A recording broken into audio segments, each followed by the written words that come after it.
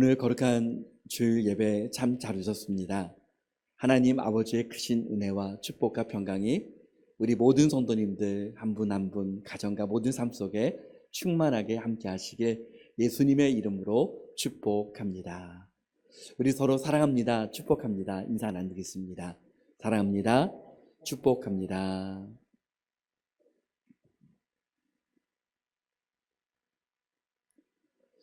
어렸을 때 한 번씩 미래를 생각하며 상상해보고 꿈꾸었던 것들이 실제적으로 우리가 사는 현실 속에서 하나씩 하나씩 이루어지는 것을 봅니다.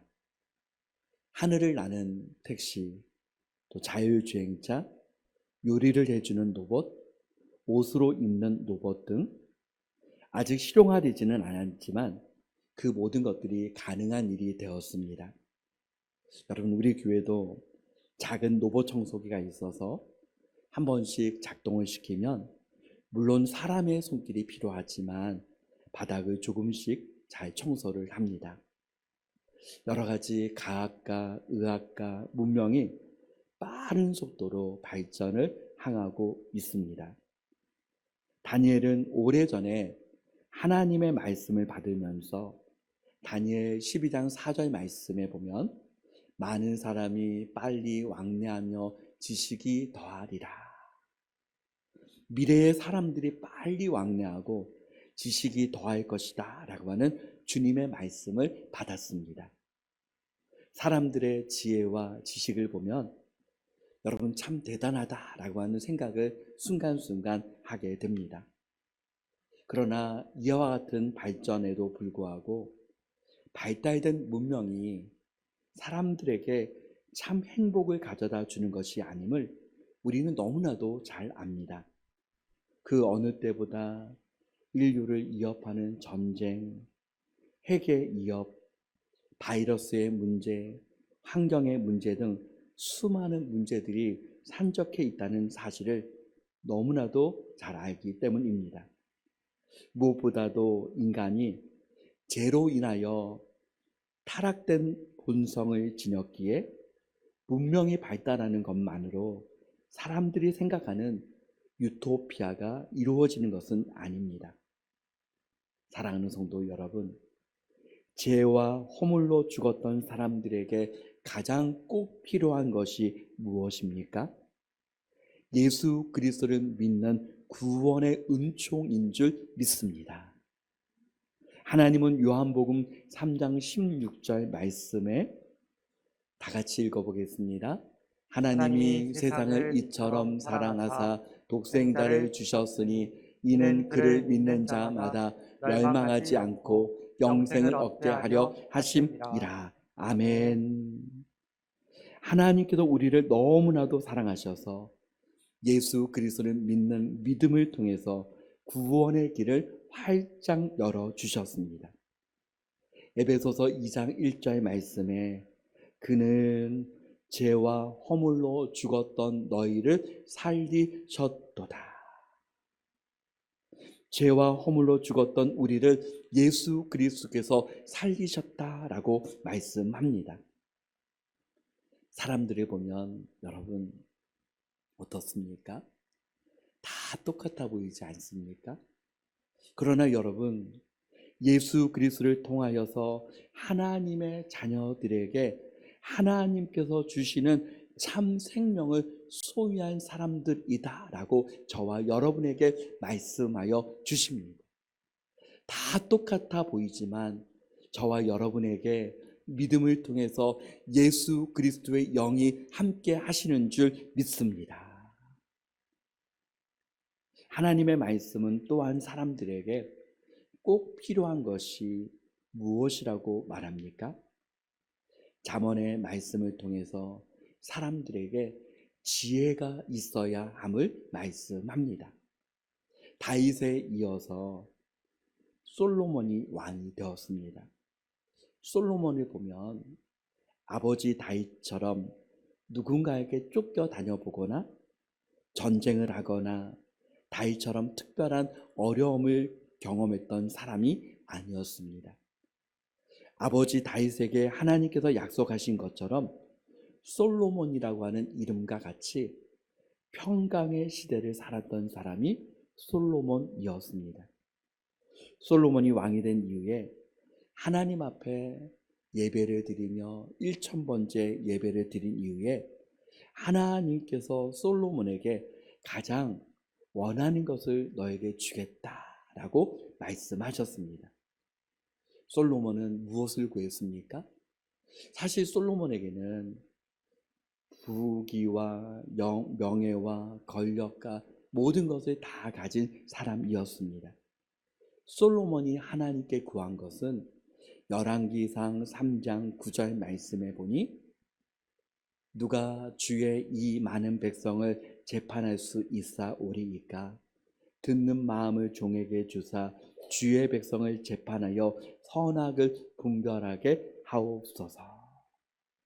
하나님께 구할 때에 하나님께서 아주 특별한 선물을 솔로몬에게 주셨는데 그것은 바로 지혜였습니다. 하나님께서 주신 지혜는 다른 사람들의 모든 지혜보다 뛰어났습니다. 솔로몬의 지혜를 보기 위해서 세계의 많은 사람들이 솔로몬을 찾아왔습니다. 하나님께서 지혜를 주셨을 때 다니엘은 어떻습니까? 다니엘 1장 20절 말씀을 우리 다 같이 한번 읽어보겠습니다. 왕이 그들에게 모든 일을 묻는 중에 그 지혜와 총명이 온 나라 박수와 술객보다 10배나 나은 줄 아니라. 아멘. 다른 사람보다 10배나 뛰어났다라고 했습니다.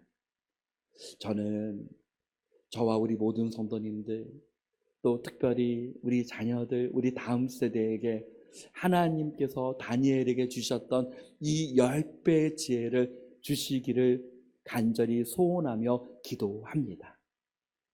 그와 같은 은혜가 임하시길 주님의 이름으로 축복합니다.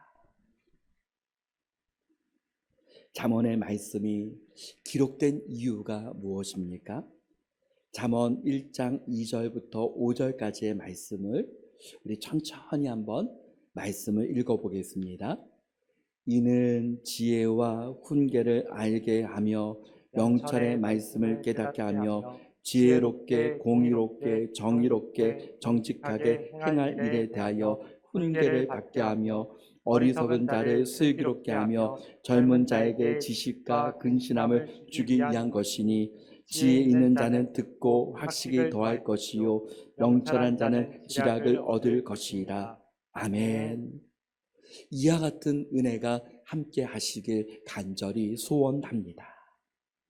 지혜는 무엇입니까? 사전적인 의미를 찾아보면 지혜는 사물의 이치나 상황을 제대로 깨닫고 그것에 현명하게 대처할 방도를 생각해내는 정신의 능력이 지혜이다. 이것이 지혜의 사전적인 의미입니다. 물론 이와 같은 지혜가 필요하고 이와 같은 지혜가 충만해야 합니다. 그러나 하나님의 말씀은 지혜에 대하여서 근본적인 지혜는 잠언 9장 10절 말씀에 여호와를 경외하는 것이 지혜의 근본이요. 여호와를 경외하는 것이 지혜의 근본이다라고 말씀하고 있습니다. 특별히 본문 20절 말씀부터는 지혜를 의인화하고 있습니다. 지혜와 지식의 근본이 하나님이시기에 솔로몬은 지혜에 대하여 하나님의 말씀 혹은 하나님을 가리키고 있습니다. 그래서 20절 말씀을 보면 지혜가 길거리에서 부르고 강장에서 소리를 높입니다. 22절에 지혜가 큰 소리로 어리석은 자들과 미련한 사람들에게 책망을 듣고 돌이키라 라고 회개를 촉구합니다. 지혜의 근본 되시는 하나님을 가리키고 있다면 하나님께서 부르시는 주님의 간절한 음성 아니겠습니까? 잠언 8장 1절 상반절 말씀에도 지혜가 부르지 아니하느냐. 하나님은 돌이키는 사람에게 하나님의 영, 지혜의 영을 부어주셔서 하나님의 말씀, 곧 지혜의 말씀을 알려주시겠다라고 약속하셨습니다. 지혜 있는 사람은 누구입니까? 참 지혜 되시는 하나님께서 부르실 때 응답하는 것, 그것이 바로 지혜 있는 사람입니다. 그러나 사람들은 어떻습니까? 하나님이 큰 소리로 부르지만 돌이키지 않고, 부르셔도 듣기 싫어하고, 하나님께서 구원의 손을 펴셔도 응답하지 않습니다. 어리석은 사람은 시편 53편 1절에 어리석은 자는 그의 마음에 이르기를 하나님이 없다 하도다. 그런 의미에서 저와 우리 모든 성도님들은 예수 그리스도를 믿고 하나님께서 주시는 그 지혜로 말미암아 하나님의 말씀을 가까이 하고 하나님을 가까이 하고 있는 사람들이기에 하나님 주시는 지혜 있는 사람들인 줄 믿습니다. 잠언 전체의 말씀은 참 지혜는 하나님을 아는 것이고 하나님을 경외하는 것임을 말씀하고 있습니다. 그런데 심판의 때에는 놀라운 변화가 일어납니다. 큰 소리로 부르시는 하나님께 무시로 일관하던 사람들이 뒤늦게 하나님께 부르짖고 부지런히 지혜를 찾기 시작합니다. 그러나 하나님의 부르심과 구원의 날이 때가 있다는 사실을 말씀합니다. 우리 28절 말씀을 성경을 찾아서 한번 읽어보겠습니다. 28절 다 같이 읽습니다. 그때 너희가 나를 부르리라. 그래도 내가 대답하지 아니하겠고 부지런히 나를 찾으리라. 그래도 나를 만나지 못하리니. 아멘.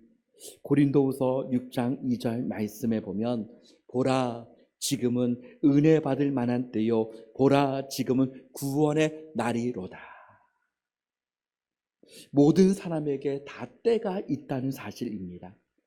그 때를 알고 그 때를 놓치지 않는 것이 지혜입니다. 모든 사람의 길 앞에 선택의 길이 놓여 있습니다.